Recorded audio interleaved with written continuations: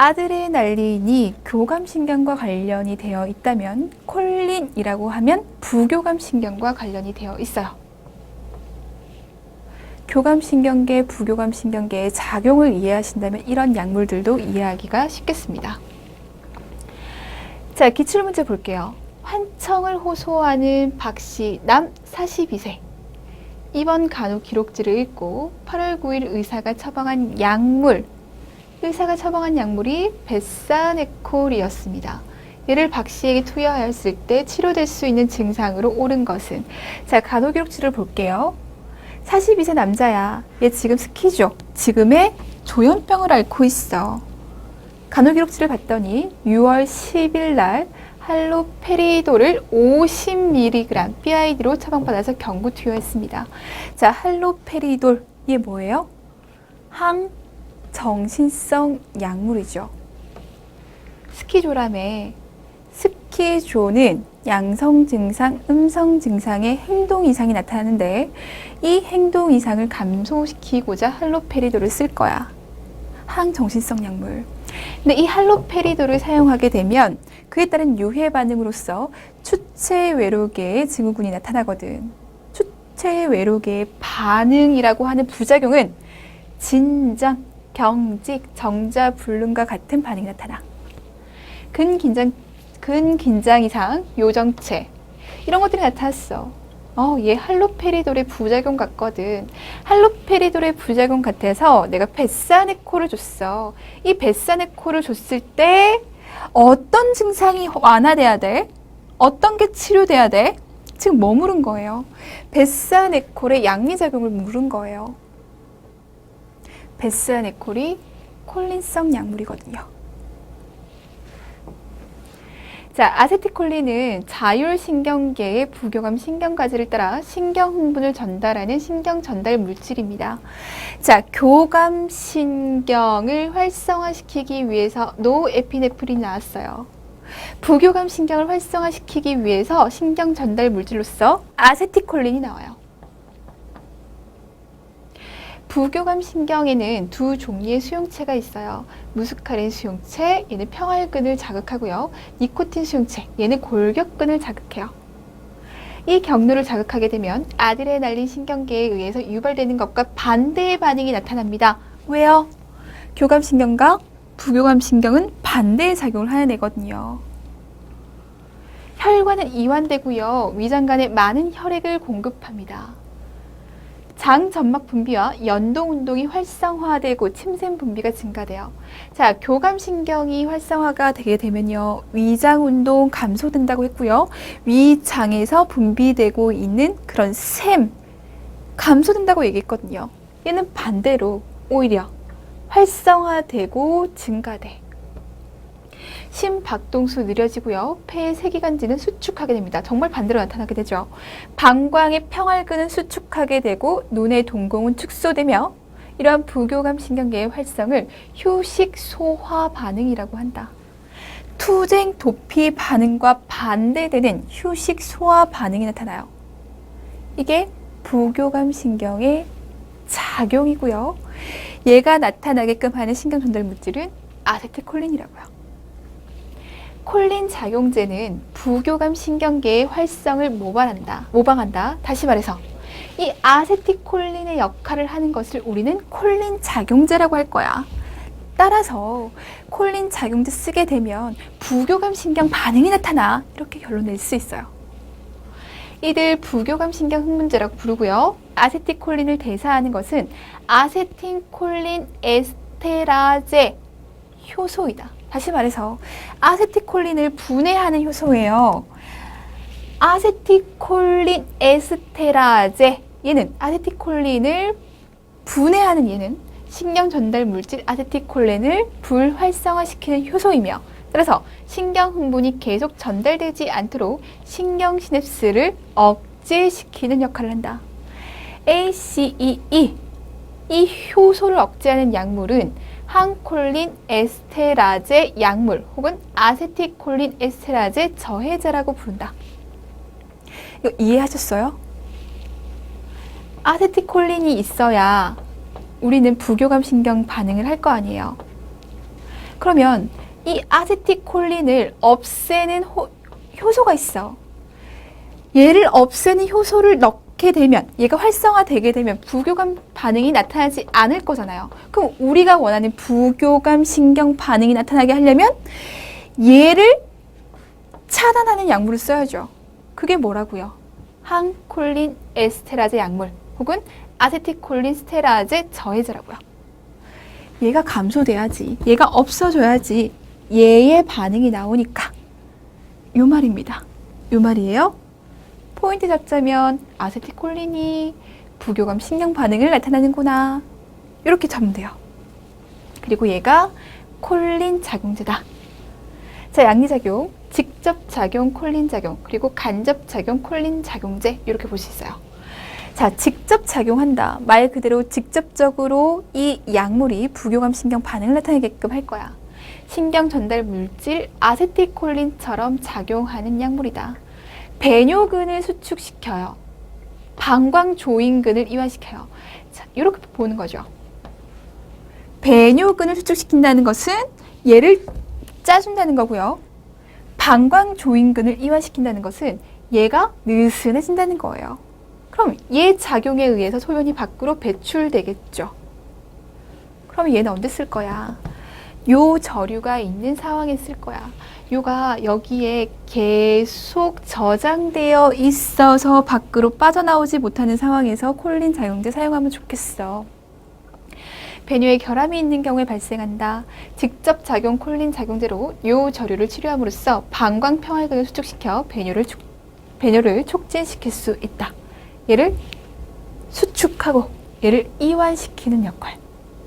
간접작용 콜린 작용제, 항콜린 에스테라제 자극제. 얘는 뭐라고요? 아세틸콜린을 분해하는 얘가 없도록 한다고요. 얘가 분해하는 애가 없으니까 아세틸콜린은 계속 많아지는 거죠. 원래 양만큼 있을 수 있는 거예요. 없어지지 않으니까. 자, 이 효소를 분비하는 것을 억제해서 아세틸콜린의 활성을 지속시키는 약물입니다. 중증 극무력증은 부교감 신경의 신경 발달에서 분비되는 아세틸콜린의 결핍으로 인해서 골격근이 빠르게 피로해져요. 이를 치료하기 위해서 아세틸콜린 에스테라제, 얘의 효소 활성을 간접적으로 억제시키면서 근육 수축을 지속시킵니다. 시냅스가 있잖아요. 시냅스 전이 있고요. 시냅스 후가 있어요. 얘가 얘한테 아세틸콜린을 전달해야 돼. 그래야 근육 수축이 일어나거든요. 근데 얘가 계속적으로 분해가 되는 거야. 아세틸콜린이 계속적으로 분해되니까 아세틸콜린의 양이 감소되겠죠? 양이 감소되다 보니 전달될 수 있는 아세틸콜린이 감소되게 되고 그로 인해서 근육은 수축하기가 힘들어져요. 그런 상황이에요. 그러면 얘를 분해하는 효소를 없애줌으로 인해서 계속적으로 아세틸콜린의 작용을 증가시키자고요. 계속 지속시키자고요. 자, 녹내장애 치료는 동공축소에서 축소를 일으킨다. 축소에서 사용할 수 있습니다. 자, 콜린 작용제는 다음과 같은 질환을 치료하기 위해서 주로 사용되어 요 저류나 중증 극무력증과 같은 유해 반응. 일반적으로 국소 투여는 유해 효과를 거의 일으키지 않으나 시력의 일시적인 감소, 두통이 나타날 수 있습니다. 자, 일시적인 감소라고 얘기를 했어요. 구역 설사폭통, 침 분비, 피부 홍조, 심장 부정맥과 근육 허약의 유해 반응이 나타날 수 있습니다. 자, 약물의 작용. 콜린 작용제를 다른 콜린 제제와 병용해서 투약하면 약물의 상승작용이 있어 독성의 위험이 크게 증가한다. 콜린에 작용하고 얘네들을 같이 사용하니 너무 과도하게 작용하게 되는 거죠. 그로 인해서 문제점이 나타날 수 있다. 하나 이상의 항콜린 작용제를 동시에 투여하게 되면 콜린 작용제의 효과를 기란한다. 콜린 작용제를 넣으면서 콜린 작용제와 반대되는 작용제를 동시에 투여하면 당연히 얘 작용은 감소할 수밖에 없죠. 얘 플러스고 얘는 마이너스잖아요. 과용량의 콜린 작용제에 대한 해독제로 아트로핀이 사용돼요. 얘를 기억하셔야 돼요. 해독제로서 아트로핀을 사용한다. 자, 얘는 부교감 신경 차단제입니다. 콜린 작용제가 너무 심각해졌어. 그럼 얘와 반대될 수 있는 부교감 신경 차단제를 넣으면 좋겠죠. 아트로핀이 사용될 수 있습니다. 자, 콜린 작용제에 대해서 보도록 하겠습니다. 직접 작용하는 콜린 작용제, 베사네콜. 아까 기출 문제에 나왔던 게 얘죠. 자, 베사네콜은요, 급성 비폐쇄성 요저류가 있을 때, 노저류를 동반한 방광의 신경성 이완증이 있을 때 사용할 수 있습니다. 자, 아까 기출 문제에서 할로페리돌로 인해서 나타나는 유해 반응 중에 요정체가 있었거든요. 얘를 주게 되면 요정체가 해소됐을 거야. 이렇게 정답을 찾으시면 됐어요. 예를 들었습니다.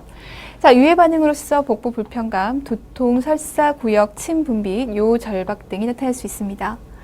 자, 효소를 차단시킬 수 있는 간접작용의 근육 흥분제, 텐실론, 유명하죠. 얘 기억하셔야죠. 중증 근무력증을 진단할 때 사용할 수 있어요. 자, 요렇게 있을 때 아세틸콜린이 제대로 전달되어야지만 근육의 수축이 일어날 수 있어. 근데 얘가 자꾸 분해되다 보니 전달되는 아세틸콜린의 양이 감소되어 있을 거고 그만큼 근무력이 나타났어. 그럼 이 효소를 억제시켜서 아세틸콜린이 지속적으로 얘한테 전달될 수 있도록 하자. 텐실론을 주게 되면요, 효소가 없어지니까 아세틸콜린이 제대로 전달되다 보니까 일시적으로 근육의 수축이 빡 잘 되는 거죠. 그렇게 진단할 수 있는 거, 텐실론이라는 거 기억해 주시고요. 자, 기관지 분비의 증가와 심장부장맥, 근육 허약, 빈맥의 유해 반응이 있습니다. 메스티논, 중증 근무력의 치료제로 사용할 수 있어요. 기관지 분비의 증가, 심장부장맥, 근육 허약의 유해 반응이 있습니다. 자, 콜린 차단제예요. 역시 아세틸콜린의 작용을 차단시키는 역할을 하겠죠. 아세틸콜린은 자율신경계의 부교감 신경의 주된 신경 전달 물질이다. 콜린 차단제는 부교감 신경계에서 신경 전달 물질 아세틸콜린의 양리작용을 차단하는 역할을 한다. 아세틸콜린 양리작용을 차단함으로 인해서 부교감 신경의 반응이 나타나지 않도록 하는 것이 우리는 콜린 차단제다. 자, 양리작용. 콜린 차단제는 부교감 신경 시냅스에서 방출되는 아세틸콜린의 활성을 억제시킬 거예요. 부교감 신경을 따라 전달되는 신경 흥분이 신경 말단으로부터 작동기관, 조직까지 전달될 수 없게 된다. 신경 발단부터 기관까지 전달될 수 없게 할 거예요. 아세틸콜린 억제시킴으로 인해서 콜린 차단제는 무스카린 수용체, 니코틴 수용체 중 하나를 선택적으로 차단하게 됩니다. 무스카린 수용체와 니코틴 수용체 모두에서 신경 흥분을 전달하는 콜린 차단제들의 일부는 눈, 호흡계, 위장관계, 심장, 방광을 포함하는 많은 신체 기관과 구조에 영향을 미친다. 콜린 차단제 중에서 무스카린 수용체 하나에만, 니코틴 수용체 하나에만 영향을 미치기도 하지만 얘네 둘의 모두에게 작용을 하는 차단제도 있기 때문에 우리 몸 전반에 걸쳐서 존재하고 있는 이 부교감 신경들이, 반응들이 모두 다 차단될 수 있다. 임상응용. 콜린 차단제의 주된 임상응용은 다음과 같은 질환의 치료입니다.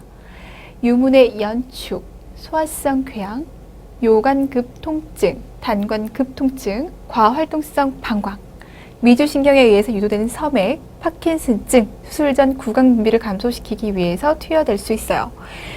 샘 분비를 증가시키는 것이 부교감 신경의 역할이었거든요. 얘를 차단할 수 있도록 부교감 신경 차단제인 콜린 차단제를 줄 수 있습니다. 자, 유해 반응. 많은 유해 반응의 중증도는 약물 용량에 따라서 용량이 많아질수록 유해 반응은 더욱더 심각하게 나타날 수 있습니다. 자, 위장관계 반응으로서 구강이 건조해지고 구역부토, 연하곤란, 가슴쓰림, 변비 나타날 수 있어요. 중추신경계의 반응, 두통, 홍조, 신경과민, 코 충혈, 발열, 졸림, 무기력, 불면증. 시각 반응으로서 시야 흐림, 동공의 확대, 눈부심, 그리고 안압이 증가돼서 나타날 수 있어요. 자, 비뇨생식계 반응으로서 배뇨지연, 요저류 나타날 수 있겠죠. 배뇨곤란 나타날 수 있습니다. 심계항진, 섬액 저용량일 때, 빈맥 고용량일 때 나타날 수 있어요. 자, 기타 반응으로서 두드러기, 땀 생산 감소, 초감미성 쇼크, 발진, 전신적인 반응으로도 나타날 수 있습니다. 콜린 차단제의 유해 반응입니다. 자, 콜린 차단제를 뜨거운 여름에 투여받는 환자들은 간호사의 열 탈진 증상에 대해서 살펴볼 것을 교육해야 되는데 그 이유는 이러한 약물들이 발한을 감소시키기 때문이다. 콜린 차단제가 발한을 감소시킨대요. 우리 몸에서 체온을 떨어뜨리는 역할을 감소시킨대요. 그럼 체온이 계속적으로 우리 몸에 축적될 거 아니에요? 열이 축적될 거 아니에요? 그로 인해서 나타나는 증상들이 있으니 꼭 한번 봐야 된다라고 하는 겁니다. 자, 지금부터는 샥 얘기를 한번 해볼게요. 자, 기출문제에서 이렇게 나왔습니다. 현장 학습 중에서 30대 K 교사가 말벌에 쏘였다. 그는 같이 있던 동료 교사에게 머리가 아프고 숨이 차다고 말하면서 현기증을 일으키고 쓰러졌습니다. 동료 교사가 119에 연락을 하고 난 몇 분 후 병원에 이송됐고 응급실에 도착할 당시 전신에 두드러기가 나 있었고 의식불명 상태였습니다. 이때 K 교사에게 1차적으로 투약해야 할 약물과 투약의 목적으로 옳은 것은 지금 말벌로 인해서 샥 상태가 된 거죠. 자, 샥이 발생했다는 거 너 알겠어? 그래, 샥 발생했잖아. 그때 1차적으로 줄 수 있는 약물은 뭐야? 왜 그 약물 주는데? 그 약물의 기전, 그 약물의 목적을 한번 얘기해 볼래? 라고 얘기하고 있습니다. 샥과 관련된 약물에 대해서 알자. 그리고 그 기전에 대해서 기억을 해 두어야겠다. 기출을 통해서 우리는 알 수가 있습니다. 자, 그럼 샥에 대해서 볼게요. 샥은 조직 관류가 적절하지 않은 상태를 얘기한다. 샥은 세포와 조직에 흐르는 동맥혈과 산소의 공급이 부족한 상태이다. 세포와 조직에 흐르는 혈액이 부족하고요. 혈액이 부족하니 당연히 산소 공급, 영양소 공급 안 되겠죠. 샥의 증상에 대응하기 위해서는 신체는 생리적 기전을 가동시킨다. 뭐 한다는 거예요? 보상작용 하겠다는 거예요. 뇌는 시상하부 뇌하수체 부신 체계를 활성화시킨다. 이 체계는 호르몬의 생산과 에피네프린과 노에피네프린의 분비를 촉발시킨다. 지금 생명에 문제가 생겼어. 생명에 문제가 생겼다고? 그렇다면 교감신경 반응이 나타나야 될 거 아니에요. 교감신경 반응이 나타나게끔 하도록 에피네프린, 노에피네프린 나옵니다. 신체의 보상기전이 작동해서 혈압이 유지될 수도 있지만 만일 그 보상기전이 불충분하다면 샥이 치료되지 않고 신체의 보상기전이 실패하게 되었다면 비가약적 쇼크가 발생해서 사망할 수 있다. 더 이상 돌아갈 수 없는 상태까지 온다는 겁니다. 샥 환자에게서 다양한 임상소견이 나타날 수 있다. 예를 들어 샥 초기 단계에서는 말초혈관이 확장하기 시작해요. 말초혈관이 확장하게 되니까 당연히 혈액이 우려되기 시작하겠죠. 혈액이 우려되면 따뜻한 피가 모여 있으면 당연히 사지는 따뜻해집니다. 그리고 피부와 사지로 가는 혈액량이 유지되게 되죠. 만약에 그 상태가 치료되지 않는다면, 치료되지 않고 보상기전이 실패했다면 생명유지기간, 피부, 사지로의 혈류가 감소되게 되죠. 지금 혈액이요, 순환되지 않고 말초에 모여 있었단 말이에요. 더 이상 순환되지 않은 상황이에요. 그렇다면 새로운 산소와 영양분을 가진 혈액이 공급되지 않아요. 혈류 감소합니다. 환자는요, 차고 축축해지며 혈류가 감소하니까 차가워진다는 거 이해하시죠? 처음에 혈액들이 모여 있었어요. 혈액들이 모여 있으면서 발한 약간 일으킬 거 아니에요. 축축해집니다. 차갑고 축축해진 피부가 샥의 특징적인 증상이잖아요. 얘를 냉샥이라고 한다.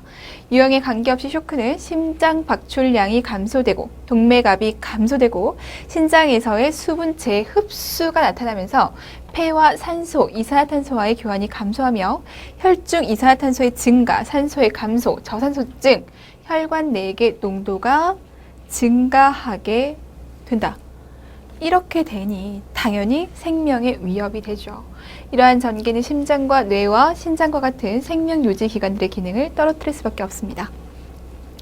자, 아나필락시스에 의해서 조직이 손상받았다고 생각해 볼게요.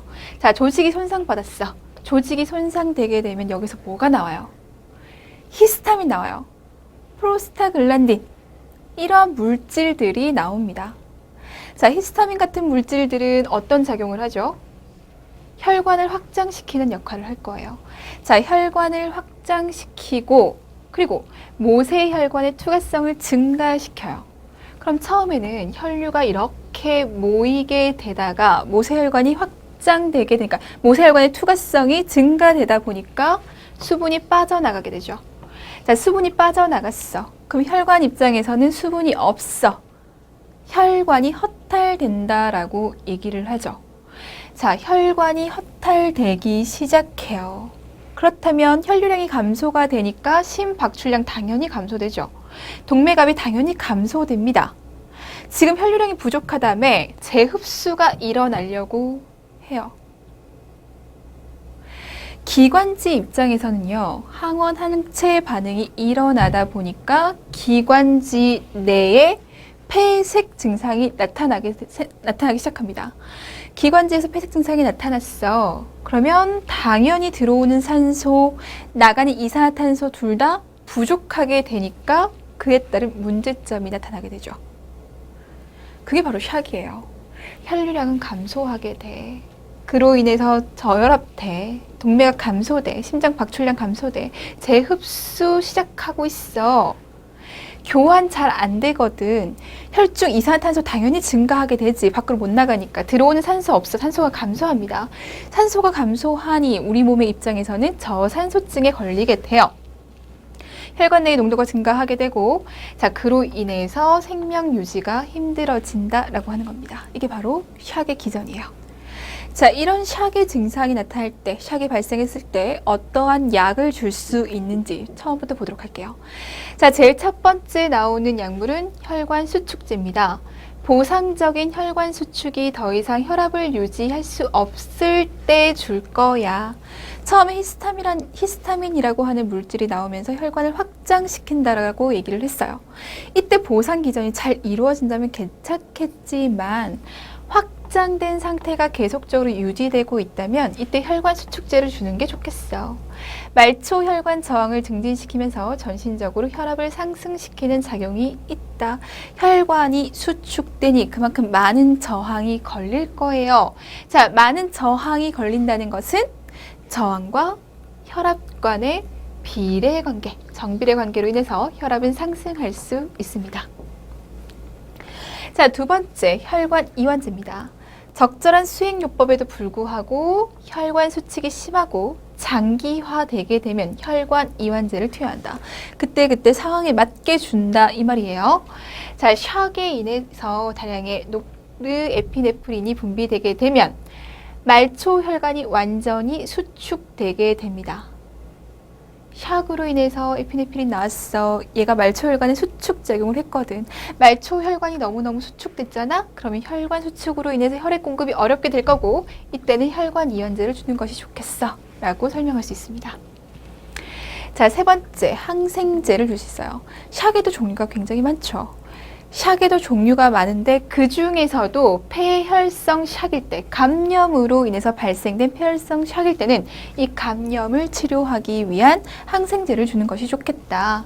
폐혈성 샥이 의심되게 되면 혈액을 배양하고 민감성 검사를 하고, 혈액 배양과 민감성 검사 왜 하는 거예요?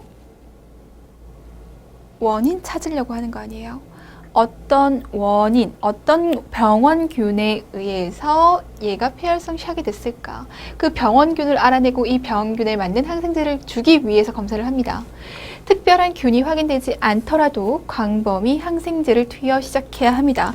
특별하게 균이 발생되진 않았지만 어쨌든 감염으로 인해서 폐혈성 샥이 됐잖아. 그럼 감염 치료해야 될 거 아니에요? 광범위한 항생제를 사용합니다. 자, 항생제는 감염의 원인에 따라 선택해야 하는 것이 원칙적이지만 그 전에라도 결과가 나오기 전이라도 우리는 빨리빨리 치료가 들어가야 되잖아요. 광범위한 항생제를 줄 수 있어요. 세팔로스포린, 젠타마이신, 아미노글리코사이드와 같은 항생제를 줄 수 있습니다. 자, 네 번째는 헤파린입니다. 자, 심근경색증이 있을 때 작은 혈전에 의해서 경색증이 생기는 경향이 있기 때문에 항응고제인 헤파린을 투여하게 된다. 혈전에 의해서 문제점이 나타날 수도 있다. 아까 뭐라고 했냐면요. 히스타민에 의해서 혈관도 이완될 뿐만이 아니라 투과성도 증진돼서 얘가 밖으로 물이 빠져나가. 혈류량이 부족해진다라고 얘기했어요. 혈류량이 부족해진다는 것은 그만큼 혈전이 생길 가능성이 높다는 거잖아요. 아, 혈구들은 그대로야. 그런데 물만 빠져나갔어. 그럼 얘는 꾸덕꾸덕해질 거란 말이죠. 꾸덕꾸덕해진다는 것은 그만큼 혈전이 생길 가능성이 굉장히 높아. 근데 있잖아요. 얘가 지금 심근경색증이 있는 상황이야. 혈전 생기면 어떻게 돼요? 완전 위험하죠. 그럼 뭐 준다고요? 혈전 생기지 않게끔 헤파린 주자고요. 장기 침상 안정시나 산재성 혈관 내 응고증에서도 응고 요소를 제거하기 위해서 투여한다. 당연히 있어야 되겠죠. 장기 침상 안정하면 혈전 생길 가능성이 역시 높아지죠. 줍니다. 헤파린의 사용량은 환자의 혈액 응고 시간을 조사한 다음에 그 결과에 따라 결정하게 됩니다. 헤파린을 투여하고 있을 때는 과도한 항응고 작용의 징후가 있는지를 알기 위해서 자주 점상 출혈이나 위액, 소변, 대변의 내용물 중 출혈 유무를 확인하자. 너무 과도하게 들어가서 오히려 출혈 경향이 나타날 수도 있으니 출혈이 되고 있는지 되지 않고 있는지를 확인해 보는 그 과정이 필요하겠다. 헤파린입니다. 자, 다섯 번째는요, 스테로이드예요. 항독성 효과로 그람 음성균의 내독성을 중화하고 독에 의해서 샥 생기는 경우가 있잖아요. 그 독을 중화하는 역할을 스테로이드제가 한다고요. 독성 샥에 있어서 정체되었던 혈류의 이동을 활성화시켜서 심박출량을 촉진하고 혈소판 응집을 막아서 폐 손상을 최소화한다. 심박출량 촉진하는 거 굉장히 좋잖아요. 샥에 있어서. 혈소판 응집 막아줘야죠. 염분 정체를 촉진하여 순환 혈액량을 증가시키면서 알도스테론, 스테로이드제 중에 하나죠. 스테로이드 호르몬 중에 하나죠. 알도스테론. 알도스테론의 역할이 뭔데? 소듐 끌어당겨서 물 같이 끌어당김으로 인해서 혈류량 만들어내는 거 아니에요. 순환 혈류량을 증가시켜 샥에 있어서 순환 혈류량 감소된다라고 얘기를 했잖아요. 그러니까 필요하죠. 라이소솜막을 안정시켜 세포 파괴를 막고 샥의 초기에 투여하게 되면 혈액을 증가시키고 혈관 수축제와 병행하면 더욱 효과적이더라. 자, 심한 과민 반응으로 혈압이 저하될 때 그람 음성 박테리아를 사멸시켜야 될 때 효과적이다. 혈압이 저하되었을 때 순환 혈액량을 증가시킴으로 인해서 혈압을 증가시키고 내독성을 중화시킨다라고 얘기를 했잖아. 독과 관련되어 있다라고 얘기했잖아. 그럼 음성균과 관련됐다고 얘기했잖아. 그럴 때에 효과적이겠다. 자, 스테로이드를 혈관 수치와 같이 사용하면 그 효과가 더욱 큽니다. 과량의 스테로이드제를 투여할 때 생기는 부작용은 급성 위장 출혈, 당뇨병의 악화, 항체 반응의 억제 등이다. 그래서 감염에 취약해지죠. 당뇨병 악화되고요. 위장 출혈 나타날 수 있어요. 스테로이드제를 과량 투여하게 되면 가능한 모든 감염의 요인을 제거해야 된다. 감염의 가능성이 높아지니까 감염에 걸리지 않도록 주의해주자. 폐렴, 상처 감염, 폐혈증이 되지 않도록 예방하면서 환자의 분비물인 구토, 소변, 대변 등의 내용물을 조사해서 내출혈 유지를 확인하도록 하자. 감염 예방하고 출혈 확인하고 스테로이드. 여섯 번째 칼슘입니다. 정상적인 신경기능과 심혈관계 기능과 혈액 응고를 위해서 필요하다. 혈액 응고 기전이 나타나려면 칼슘이 충분하게 있어야 되죠. 그거 관련된 얘기. 심장의 움직임과 굉장히 관련이 높죠. 심장 기능이 손상이 명백한 경우에 투여할 수 있다. 디지탈리스가 함께 투여되는 경우 독성을 일으키므로 유의해서 관찰해야 된다. 이런 것들은 좀 주의해 주시는 게 좋겠어요. 디지탈리스제 함께 투여될 때는 독성과 관련돼서 유의해야겠다. 자, 히스타민2 수용체 기량제. 제가 샥 얘기할 때마다 히스타민 얘기를 했단 말이에요. 샥 발생하면서 히스타민이 계속적으로 분출하게 돼 히스타민이 나오거든. 얘로 인해서 나타나는 증상들이 있었잖아. 그렇다면 얘의 작용을 막기 위해서 수용체에 기량제를 주는 겁니다. 얘 작용 못하도록. 시메티딘, 위액 분비 억제하는 히스타민2 수용체 기량제. 샥 동안에 발생할 수 있는 스트레스성 궤양을 예방하기 위해서 사용한다.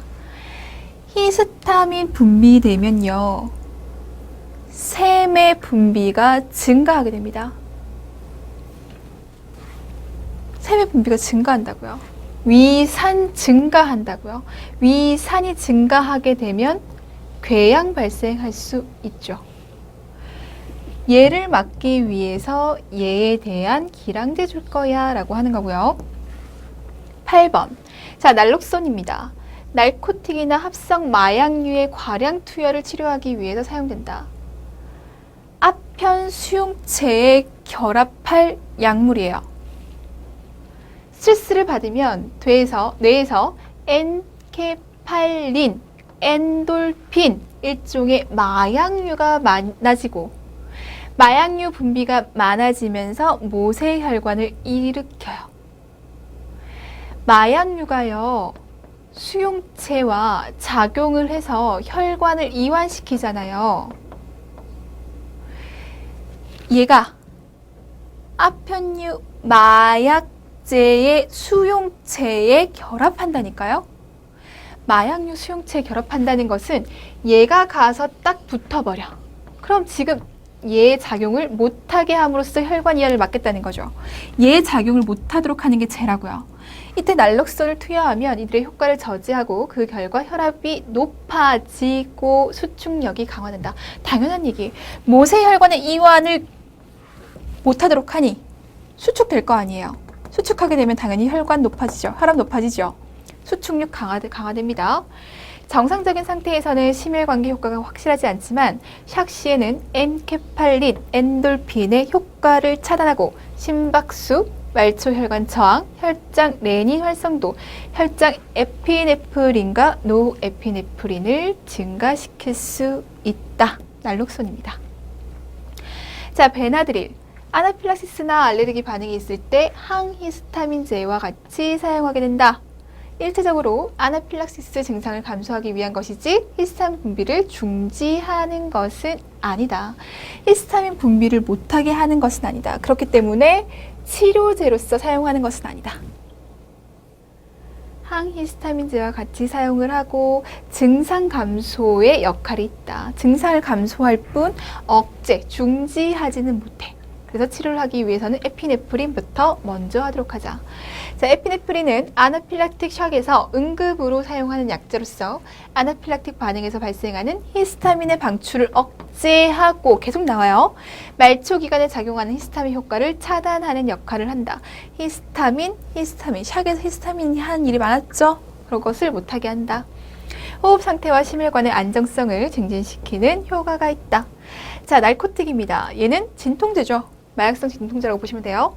샥 시에 나타나는 통증 완화를 위해서 마약성 진통제를 사용할 수 있으나 마약성 진통제는 혈관 수축을 방해해서 혈압 유지를 어렵게 한다. 자, 몰핀은요, 사지의 혈액을 정체시키고 불안을 감소시키므로 시민성 샥에 더 유용하더라.